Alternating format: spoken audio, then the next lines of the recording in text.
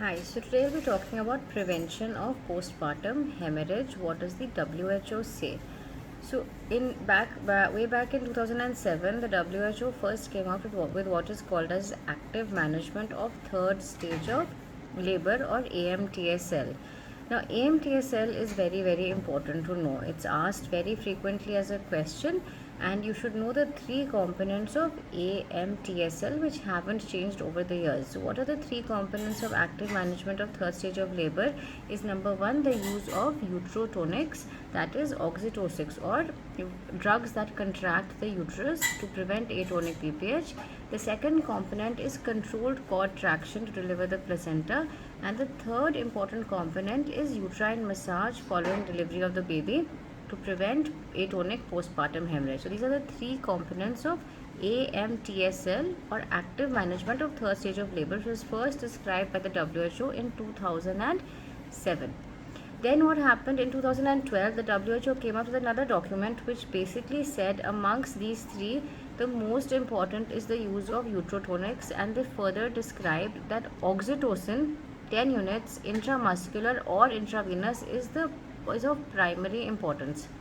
So they said give oxytocin if possible, 10 units intramuscular or intravenous, but give a uterotonic. So that was the main emphasis, was give a uterotonic to prevent atonic PPH. They also said that instead of uterine massage route for all women, do it only if required. So do postpartum vigilance every 15 minutes, check if the uterus is contracted, and if not, then only massage the uterus.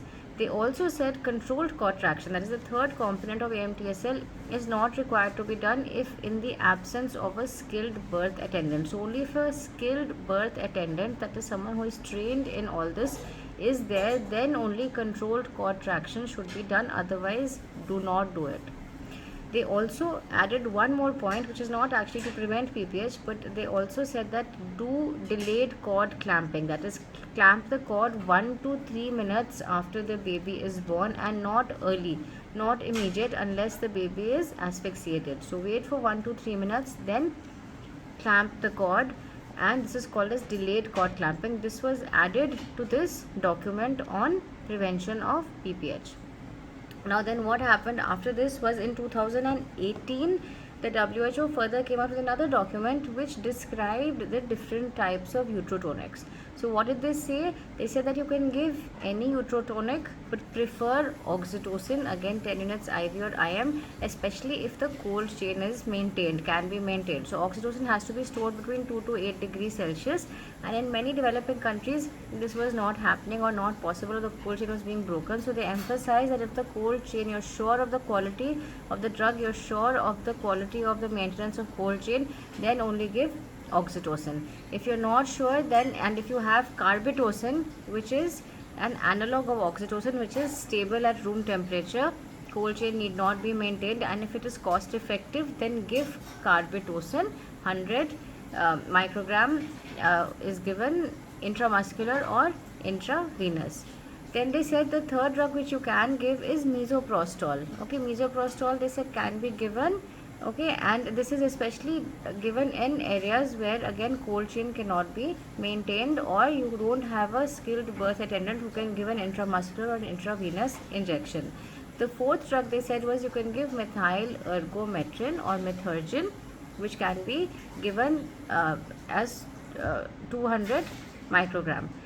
The fifth drug they said which can be given is a fixed dose combination of methyl ergometrin plus oxytocin, which is called as symptometrin. So they describe these 5 drugs in the 2018 document. I'll repeat: oxytocin, carbitocin, methyl ergometrin, fixed dose combination of methyl ergometrin plus oxytocin, which is called as symptometrin, and the fifth drug is misoprostol. So these are the drugs that they described. And in 2020, the further document which the WHO further came out with basically said that if an IV line is in place, then give oxytocin IV 10 units. If an IV line is not in place, then give it intramuscular. And they also said to increase the availability of misoprostol, especially in the primary healthcare centers. This is what the 2020 document said. So all in all, remember what AMTSL is. Remember, in 2012, the WHO added delayed cord clamping. Remember the different uterotonics that are recommended by the WHO for prevention of atonic postpartum hemorrhage. This is what you need to know for your exam.